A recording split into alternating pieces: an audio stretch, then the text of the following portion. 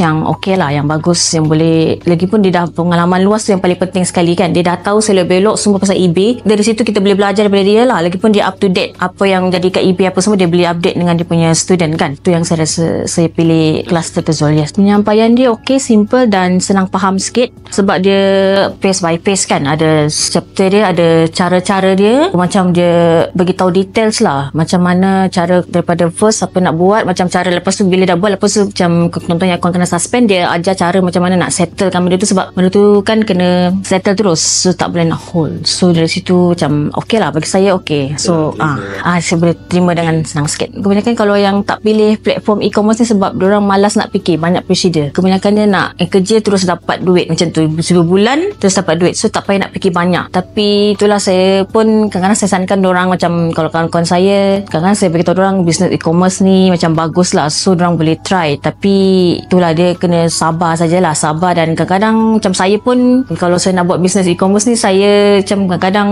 tak ada masa, so sebenarnya saya tangguh terus, saya tak buat terus. Betul, saya harap macam kalau orang sabar boleh, macam kebanyakan saya rasa dekat kelas ni pun ada orang sabar, tapi saya tak tahu siapa datang. Saya rasa mesti ada punya kan. Saya harap orang boleh luaskan lagi lah pengetahuan pasal e-commerce ni, sebab kadang-kadang kalau kita kerja pun kita tak tahu sampai bila kita boleh kerja. Betul, kalau yang ni kita at least kita boleh start dari rumah, kita boleh macam kembangkan